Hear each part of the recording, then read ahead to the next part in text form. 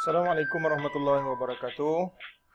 Alhamdulillah, insyaAllah kita berjumpa lagi dalam sesi kuliah pada kali ini berkenaan dengan KPK 205317, iaitu bahasa. Okay. Abaikan kod ni kod mengajian Pak lama dulu. Okay, baik, tapi yang pertama perkembangan bahasa. Ini hasil pembelajaran. Okay, literasi awal. Literasi ni bahasa lah. Bahasa awal. Apa yang kamu faham tentang literasi? Bilakah kanak-kanak bermula? Dalam kalangan kanak-kanak, literasi itu bermula bila? Baik, perkembangan literasi kanak-kanak, dia mula dengan bahasa dan komunikasi. Lepas tu dia boleh naik kepada membaca dan kepada menulis. InsyaAllah kita akan lihat satu persatu lah nanti.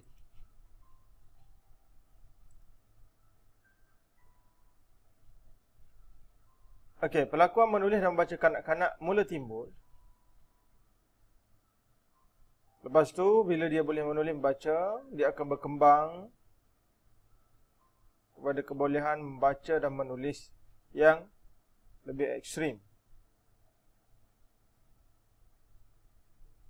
Ada kajian menunjukkan bahawa kanak-kanak ni dia melalui tahap pembacaan yang sama di dalam membaca dan menulis.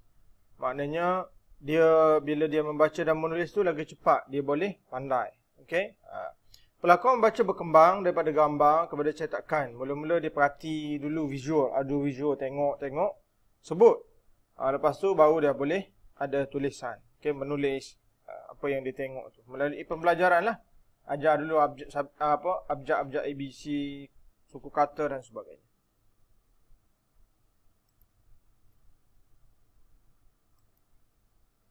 Andaian pemunculan bahasa Hall 1987. Okey. Ni dia nak cerita tentang bagaimana kanak-kanak tu mula dapat bahasa. Okey, pemunculan bahasa. Kita tengok seronok sebenarnya, kita boleh tahu. Okey, membaca dan menulis adalah proses yang saling berkait dan tidak diajar berasingan. Maknanya membaca menulis, ABC, lepas tu tulis ABC. Dia saling berkaitan. Kita tak boleh ajar baca saja. Tak boleh ajar nulis saja. Dia berkait. Lagi cepat pandai untuk pandai tu. Belajar baca menulis komunikasi, mana pengetahuan tentang penulisan, menjadi penulis dan membaca proses berterusan, kanak-kanak perlu teks menarik asli, kanak-kanak perlu tujuan profesional. Okay, baik, kita baca sendiri. Okay, teori perkembangan bahasa. Ni nak cerita, teori ni nak cerita tentang bagaimana perkembangan bahasa itu berlaku terhadap diri seorang kanak-kanak. Okey, baik. Yang pertama, perspektif kematangan. Chomsky. Kebolehan berbahasa adalah kebolehan semula jadi, yang mana kalau tak bisu, beranak, sampai masa boleh bercakap. Walaupun dia tak boleh menulis, dia tetap pandai bercakap. Walaupun dia tak boleh membaca, dia tetap boleh bercakap. Dia akan boleh sebut, sebab benda tu dia biasa dengar. Perkataan-perkataan tu dia biasa dengar, jadi dia boleh sebut balik. Cuma dia tak boleh menulis kalau tidak diajar menulis. Dia tak boleh membaca kalau tak diajar membaca. Tapi dia boleh sebut. Kereta dia boleh sebut. Ikut dialek lah. Kalau orang Kelantan dia boleh sebut kereta, motor, saibok, apa nama ni, obak, lori, keh, apa nama ni, macam-macam lah. Kalau Kelantan. Tapi dia tak mampu untuk sebut benda tu dalam bahasa buku yang standard. Contohnya ubat demam, apa nama ni, paracetamol. Dia tak boleh lah sebab dia tak boleh baca. Dia hanya boleh sebut ubat demam saja. Gitu, contoh. Chomsky kata dia percaya kanak-kanak dilahirkan dengan struktur linguistik yang bolehkan mereka memperoleh bahasa. Memang dia akan dapat bahasa. Okey? Oleh kerana permulahan bahasa adalah semula jadi, ia sepatutnya berlaku pada tempoh masa tertentu. Kanak-kanak yang lewat boleh bahasa akan menghadapi masalah. Okey, baik. Bila lahir seorang kanak-kanak, nanti kita akan tengok juga bila dia dapat bahasa, bila dia dapat pemunculan bahasa, nanti kita akan tengok. Jadi kat sini dia kata bila seorang kanak-kanak itu dapat bahasa secara semula jadi, bila dia lambat, bermakna ada something wrong somewhere, ataupun akan berlakunya sesuatu kesukaran di kanak-kanak itu untuk masa yang akan datang. Contohnya bila dia lambat, contohnya bila dia usia 3 tahun dia dah boleh bercakap, tiba-tiba dia masih tak boleh bercakap. Ataupun cakapan dia tu masih belum jelas.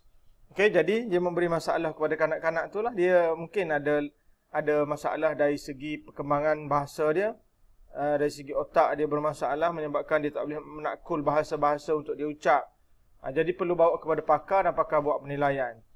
Kalaulah kanak-kanak itu ada masalah di situ, dia perlu dirawat dan perkembangan-perkembangan yang lain pun akan turut sama berkembang. Okey, turut sama memiliki gangguan dalam perkembangan. Perspektif behavior. Ini dari segi tingkah laku. Tadi Chomsky. Ini B.F. Skinner. B.F. Skinner kata,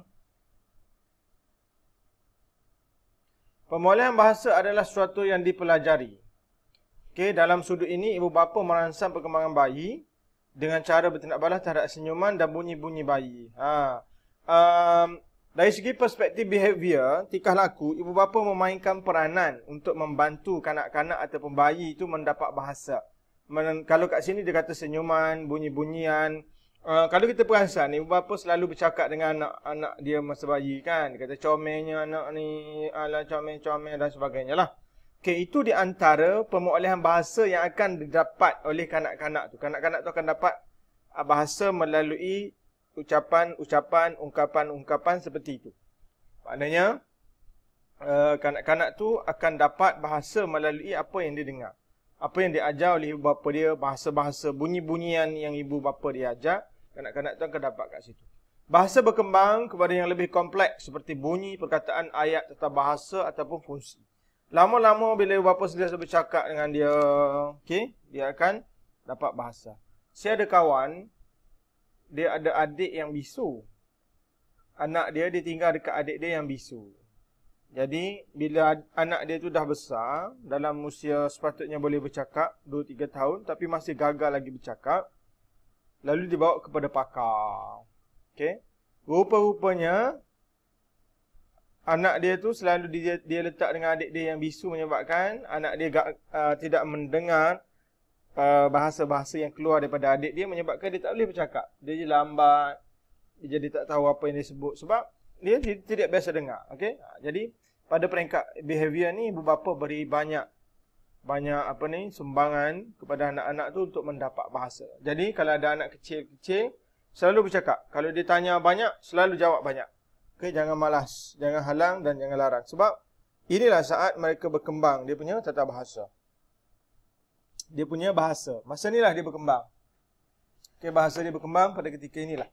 Dia nak dapat faham, dia nak dapat bercakap pada ketika ini. Kalau ibu bapa selalu melayani kerana anak-anak dia dengan bercakap, anak-anak dia akan jadi petah berkata-kata lah. Penting tu. Penting. Perspektif interactionist. Okey, dua teori. Slide ni panjang sikit ni.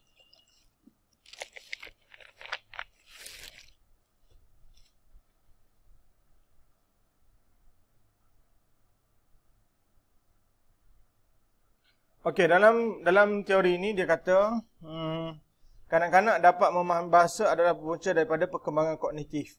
Yang mana otak dia lah, dia boleh menakul bahasa-bahasa tertentu. Kebanyakan daripada kanak-kanak ni dia memang normal.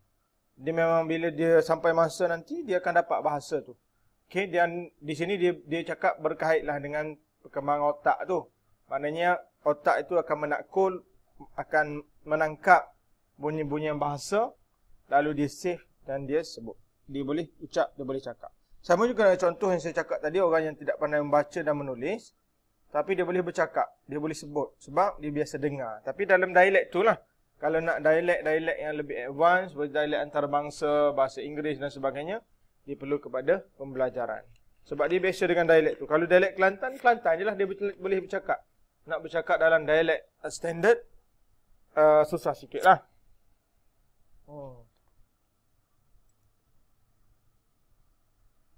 Mengambil kira perspektif sosial, menyatakan bahasa harus menjalinkan hubungan sosialisasi. Ya betul. Kenapa? Kerana dalam hubungan sosialisasi ini, kanak-kanak tu akan bercakap dengan kawan-kawan dia, bercakap dengan persekitaran, menyebabkan dia memperolehi banyak bahasa. Okay, bukan banyak bahasa Cina, India, Tamil dan sebagainya, tapi banyak kosakata yang dia akan perolehi daripada sosialisasi itu. Okey, perkembangan bahasa.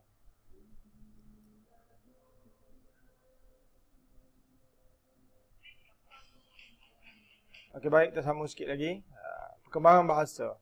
Kita ni masih berada dalam topik perspektif interaction. Bagaimana sosialisasi dapat memberi perkembangan bahasa pada kanak-kanak. Perkembangan bahasa adalah terbentuk perkembangan secara am. Perkembangan bahasa berikut. Okey ni, kita tengok satu-satu nanti. Baik. Ni kita dah nak masuk tentang perkembangan bahasa. Bagaimana kanak-kanak itu dapat bahasa. Bahasa-bahasa yang diperolehi, cakap mama, papa, susu, nak, tak nak tu, bagaimana dia boleh? So kita akan lihat perkembangan dia satu persatu insya-Allah.